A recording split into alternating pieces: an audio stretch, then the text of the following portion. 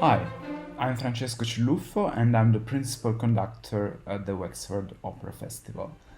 I welcome you today here in my home in Milan. Normally, you would be used to see me either at the Irish Embassy in London or at the Royal Academy in Dublin for my usual talk about the opera which I will be conducting. But as we all learned the hard way, this 2020 is somehow different, and so here we are. But as in every year of our life, I must stress how important friends are to us, friends in our life and friends for our festival. So I would like to start this chat about Verdi's Falstaff, thanking the friends of the festival for their continued support in these very, very hard times we are all living in. So I hope this finds you safe and well and willing to hear a bit more about this opera. Now, normally I would be talking to you about the so-called hidden or rediscovered gems of the repertoire. And it's a bit weird for me to talk about a repertoire opera because normally when I'm there is usually to resurrect somehow an opera that has been long forgotten. And this is definitely not the case of Verdi's Falstaff. Well, Falstaff, of course, is one of the most beloved opera ever, and you will hear and see pieces of that in our Falstaff Chronicle, which I will be introducing. For any information about this year festival, the festival of Waiting for Shakespeare, the festival in the air, just go on www.wexfordopera.com and you will see all our events there taking place from October 11th to October 18th. I myself will be there leading a concert with the wonderful star Lisette Oropesa on the last night of the festival, which you will catch on streaming. So now let's talk a bit more about this Falstaff. Now, it's interesting for me. You probably know me if you saw me already, and conducting or talking about the opera, that I like to put different things of different areas together in order to understand and learn a bit more about an opera. And I think the starting point for Falstaff is the date in which Falstaff by Verdi was premiered, and it's not just any other date of the repertoire, but it's a very peculiar one. It's 1893. So you have to imagine that Verdi was 80. But 1893 is very important for us because within 8 days, the world attended the world premiere of a young unknown author, Giacomo Puccini, of his most famous opera up to that point, Manon Lescaut, and 1 week after there was the world premiere of Falstaff. So within the frame of 1 week, you had basically the beginning of the next big operatic composer for Italian repertoire, Giacomo Puccini, and on the other side you have the last opera by the greatest living opera composer, at least in Italy at that time, which is again Falstaff by Verdi. So in a way, the idea that the world witnessed these two premiere, just 8 days difference. One was in Torino, which incidentally is also my hometown, and the other one was in Milan at La Scala, of course, given the grandeur of the situation. And so I will now tell you a few things interesting about these two premieres. First thing was that Falstaff was a surprise for Verdi himself, and then of course for all the rest of the world. Falstaff was a surprise because everybody thought that Verdi was not going to write any more opera after Otello, which was already in itself a surprise. And Verdi started writing Falstaff a bit as a kind of joke, a bit as almost like a bet with himself to see if he still had in himself some music. And it's very clear from the letters that you can read, from everything concerning the beginning of writing Falstaff, that Verdi never really thought about Falstaff as his last opera to be performed, but he thought more like as a home exercise, something that he did just for fun. And that's how it started. Of course, once it got started, then he realized there was a potential for a great opera, and of course Verdi's and Puccini's publisher, Giulio Ricordi, who was the king of music publishing and the opera theater as such in Italy, was very keen, of course, in selling one last Verdi opera, which he did marvelously. And we go back to the beginning. By doing so, he also promoted Puccini because, as a very, very cunning businessman, Giulio Ricordi said to all theater, well, I'm sure you want to have the new Verdi opera, right? So if you want to have that, I give you a special discount. If you also take this opera by this unknown composer Giacomo Puccini and you perform both of them in your season, then you have a great deal. And that's what actually happened. So again, connection between the two. Verdi was so keen on Falstaff being like something intimate, something small, something that was almost created just for the pleasure of creating for its sake, that, for example, didn't really think about La Scala as the ideal venue for it. In fact, he suggested either a smaller theater in Milan, or even better, he suggested even to have it performed in his own garden in Villa Sant'Agata, which was the Verdi residence just outside Parma, just to give you an idea. So that tells us that gone are the days of grand opera. For Verdi, his last opera was about comedy, about text, about setting, about the intimacy of a smaller comedy performed by an ensemble of players. And that's quite important. Now, it's inevitable that you would imagine that Falstaff has some element of autobiography in that. We all know the story of Falstaff. Falstaff is a character, is a sir, but is a nobleman who clearly has lost touch with the world, has no money, he lives in an inn, and is always looking for ways to find either money or to secure a new social position, because in a way Falstaff is what we would say old money versus new money, which is the middle class bourgeoisie, which is represented in the opera by Ford, and particularly by Alice and Ford, and Alice being the object of love of Falstaff. So the first parallel there is between the great composer and the character of his last opera is that they are both older men trying to find a way, trying to find their place in a world that is changing so much. You have to imagine that Verdi was born in 1813, like Richard Wagner, and he died in 1901. So he saw an incredible amount of revolution, social and political turmoil, wars, death, everything possibly imaginable. I mean, it actually arrived to the 20th century, just about. And so it was very difficult for him to be a living monument of Italian opera and still be alive and producing music and try to find his way in this new market.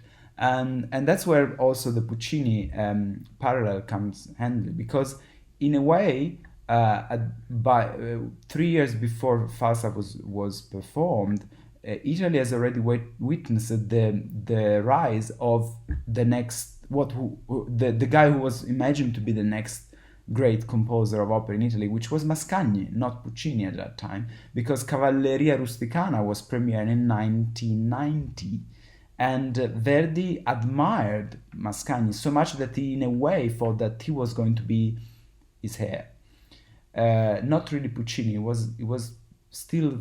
Puccini was still battling to find his own voice there, which he did find eventually in Manon Lescaut, premiered, as I said to you, 1 week just before Verdi's Falstaff. So what's at the core of Falstaff? Was it interesting? And especially for us, the relevant question is why everybody still today, 2020, loves Falstaff. There are people who hate any other Verdi opera, as strange as that sounds to me, but they will make an exception for Falstaff. And Falstaff is one really of the most beloved titles of the repertoire. So why is that? Well, Falstaff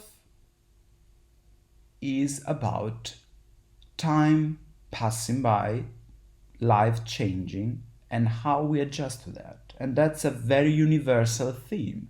In a way, that's something that has always been very dear to writer and composer.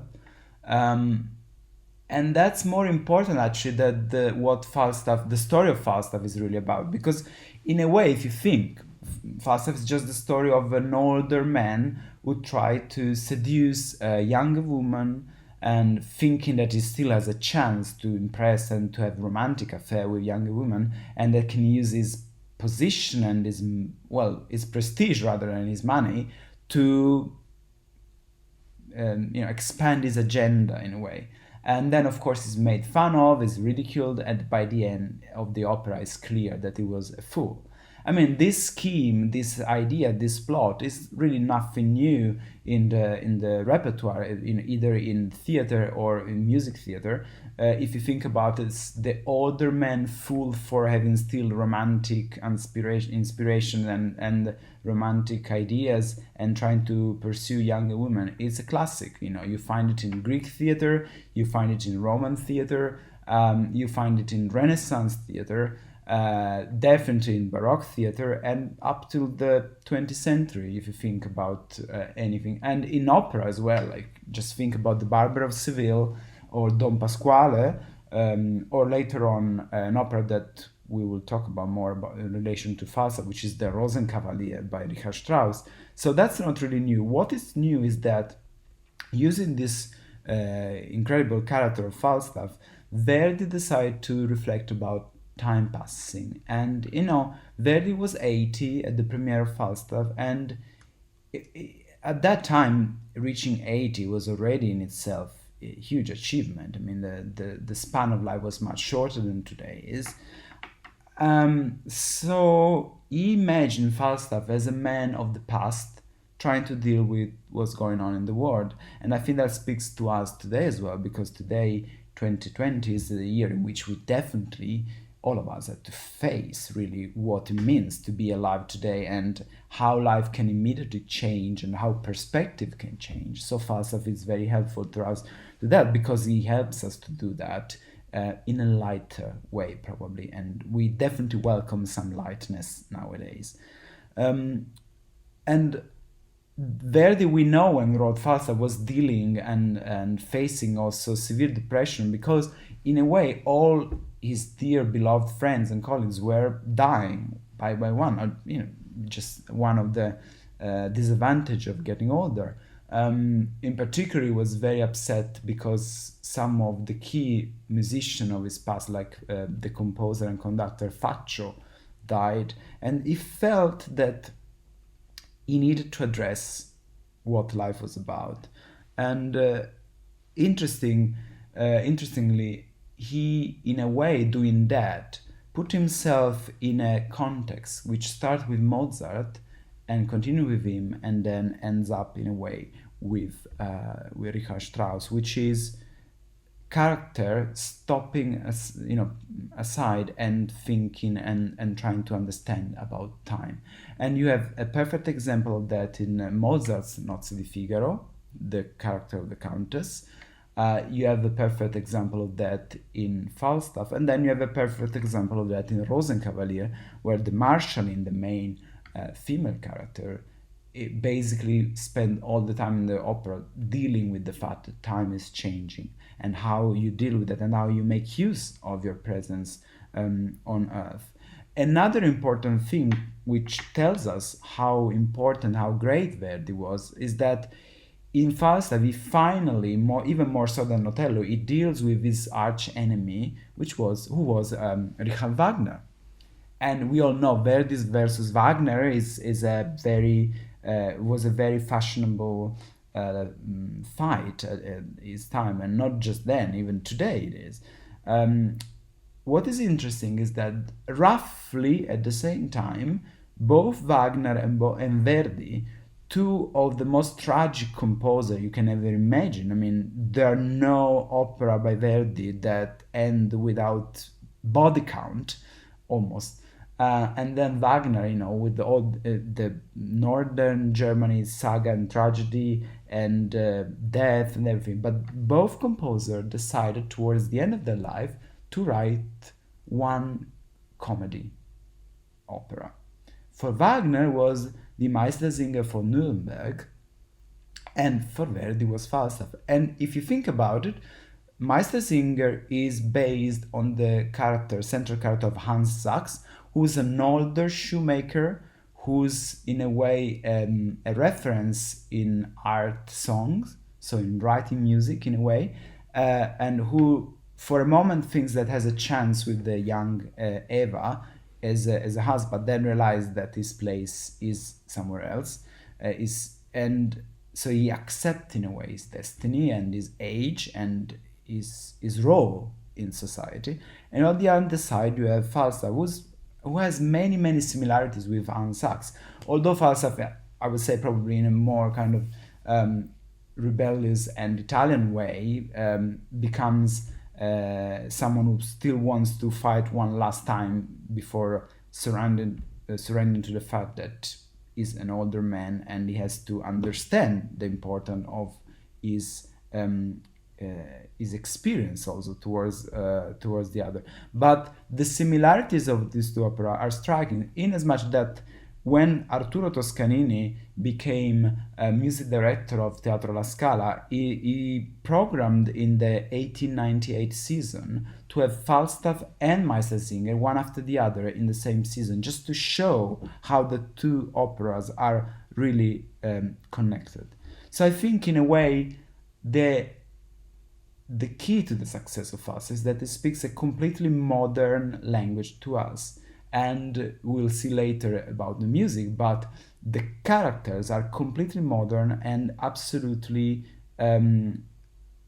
representing something that each age had to see, like the older man, the older social class in this way, trying to see how deal and to cope with the change that the world is bringing, an ever fast and modern changing. So in a way, the reason why Falstaff is so popular is that is a reflection on passing of time and reflection of an era.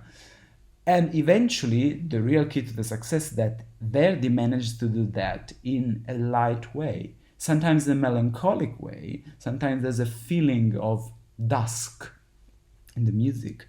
But eventually, there is always the idea that life and the force of life will overcome everything. And that's what happens when, at the very end of the opera, you have the famous fugue, Tutto nel mondo è burla. So everything in life is a joke, which at the same time is a bit pessimistic in a way, if you want, but at the same time is put into music with such a joy, such an incredible strength, that you really understand why he was so, it was and still is so popular. Before moving to the music, I just want to tell you that, of course, Falstaff as a character has always interested people in music history, always interested composer. And there are just a few examples of that, is that the first Falstaff we can think of is by Antonio Salieri, a composer that you probably know because of his troubled relationship with Mozart. Then we have a particular Falstaff in 1838, so good 50 years before Verdi wrote it, by Balfe, and that's an Irish composer. I would say an Irish-Italian composer, because although Irish, he really mastered this art with Italian opera, and playing also, being a baritone, also Italian opera. And then we have in 1849 we have the Merry Wives of Windsor by Nicolai, a German opera, but very faithful to the Shakespeare in a way more than Verdi's. And then Vaughan Williams with Sir John in Love in 1920-1933. And if you particularly love Elgar music, as I do, you will also imagine that, you also remember that there is a big symphonic poem called Falstaff, which not by chance is the last major orchestral work of Elgar, which completely imbued of this Verdi also flavor of perfect balance between melancholy and fun and ebullient spirit of Falstaff. So you will see in the Falstaff Chronicle, you will see bits and scenes of the opera. I think what I wanted to bring your attention to three particular things in the opera. One is that Verdi, who was so famous for writing incredible arias, managed in Falstaff to write something of the most difficult thing to write in an opera, which is the concertato ensemble. So basically, when you have a lot of people singing about different things on a different, all on one on top of the other, like in so many musical layers, so much that you don't really understand the word they're singing, but you get the feeling and the energy of the conversation.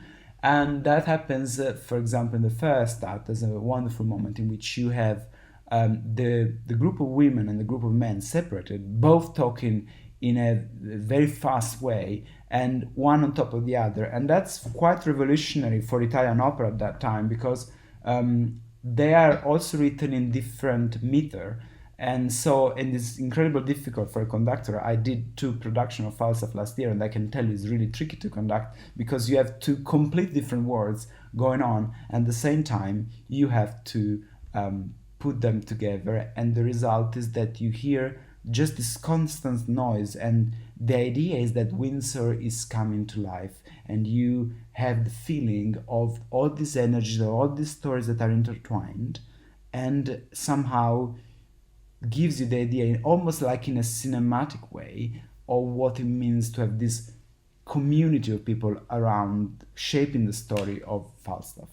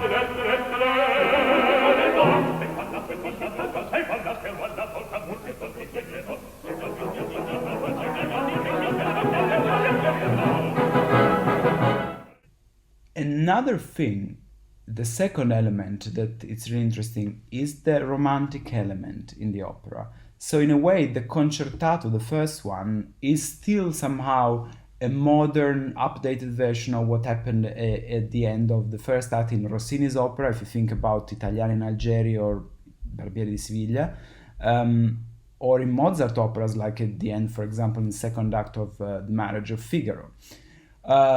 The romantic element, which in the opera is given to Fenton and Nannetta, the 2 young lovers, of course tenor and soprano, is somehow something new, because now Verdi always wrote amazing romantic music. If you think all his love duet, like in Ballo in Maschera, but also in Trovatore and some more and some earlier opera.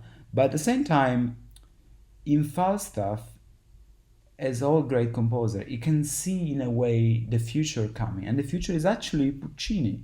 And if you listen to bits of the duets between Fenton and Annetta, you will hear that they already speak a language that will become the language of the Puccini lovers duet, like for example in Bohème, Rodolfo and Mimi, and so on. So in a way that's very modern, and the way it also does it with putting in the orchestra, just when these 2 characters sing, a very romantic instrument, and also a very dear instrument in Ireland, which is the harp.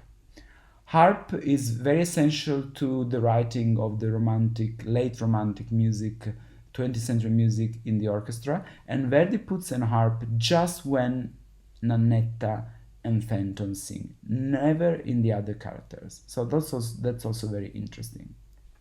And the third thing that I want you to notice is the finale, the fugue, because it's also interesting that Verdi was always considered a composer to be a very kind of spontaneous composer. Verdi's academic record is a bit weird and very Italian, because he never really studied in a conservatoire. We know that he applied for the Milano Conservatoire, but it was turned down. Apparently there was something wrong with his playing the piano, whatever. There's many stories about that, but the point is that he was not admitted to study in the conservatoire. And in a very Italian way, it's funny because the very conservatoire that did not admit Verdi in its day is now called Giuseppe Verdi. I think that's quite a joke in itself and a very Italian story for you to know. Anyway, so he decided to end his operatic career, not just with Falstaff, but to end Falstaff with a fugue. And the fugue is a very severe, very old-fashioned, very 18th century, very serious genre, which normally was, to be very simple, applied to complex sacred vocal music or complex instrumental music, but nothing to do with theater, nothing to do with joyous comedy, nothing. And the idea is that Verdi decided to show everybody that he had enough serious craftsmanship to write a fugue and to put it at the end of the opera in what is one of the most incredible, boisterous, really, affirmation of life, which is tutto nel mondo è burla. And one last thing about this is also that he knew that comedy, writing a successful comedy, was the only thing that he was still missing in his amazing career, because he only wrote another opera, another comic opera before Falstaff, and that was Un giorno di regno, or Il finto Stanislao, as sometimes it's called. But that was too early in his life, and also was in a terrible moment, because that was when his first wife and his kids died. So definitely not the moment to write about comedy. And so he felt that he had to exit the stage, the world stage, as if we want to say that, with a smile and a bit of an ironic blink to the world, saying like, you always thought that I was this, but I can also be that. And I think that eventually is what makes Falstaff really, really a great piece of music that is full of life.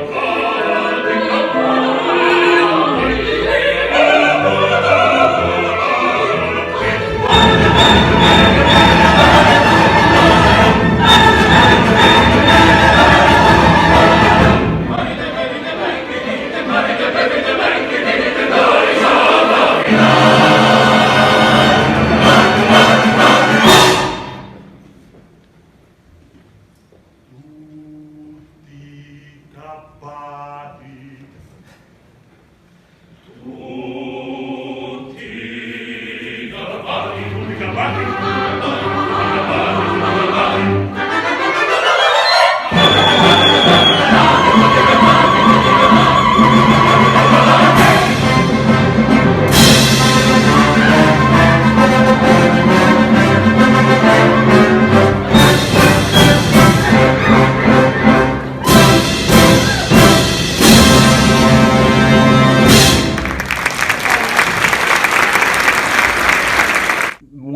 very last thing is that there are moments in which, of course, with our sensitivity of today, we may find things in Falstaff a bit out of date. For example, it's clear that Falstaff is made fun of in the story, as in Shakespeare, for his physical appearance, for being overweight, for being older, and for being out of touch with reality. And in a way, we have to think, of course, we are, ages before politically correct was a thing, but I think we shouldn't really focus on those aspects, because what I really believe makes Falstaff an incredible modern masterpiece that we enjoy and we have fun with is the idea that eventually the key to understand Falstaff is not Falstaff himself, but is the female character.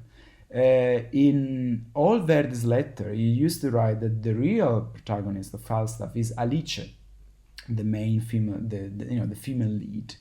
He used to say that she è lei che gira la minestra.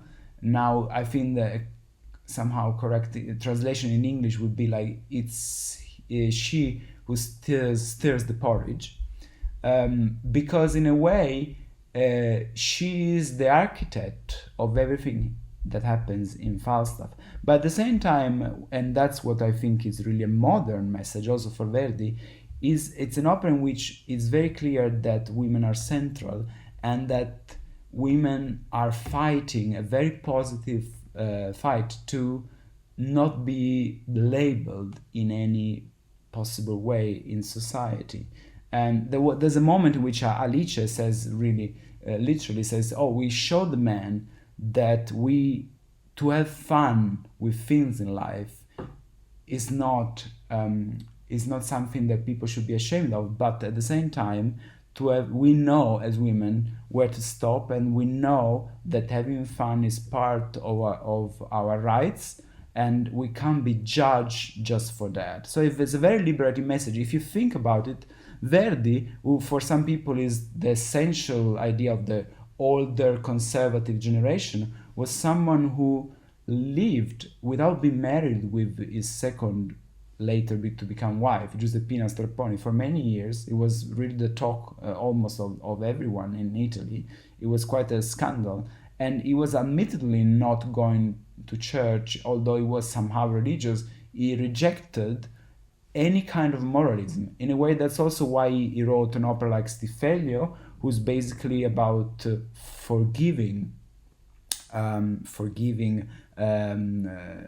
adultery, and an opera like Traviata, where you can see that the real character is actually some courtesan who would have been normally, for society morality at that time, be condemned and full stop. And I think so this adventurous spirit that Verdi had come through in Falstaff in such a way that I'm very sure that even 100 years from now, people will still be talking about Falstaff, and we will still be enjoying it as a completely modern opera. Now, I hope you enjoy talking a bit with me about this opera, an opera very dear to me, and I hope that you will enjoy our streaming event. And I just leave you with one little gem, actually, which is that the overture to Balfe's Falstaff will be performed in our final concert as an homage both to Italian and Irish composer, all united with the love of Shakespeare. So I hope to see you soon, very, very soon, and I thank you again for all your continuous support and the love that you showed to the festival and you keep showing to us, which basically keep us all alive. Thank you very much.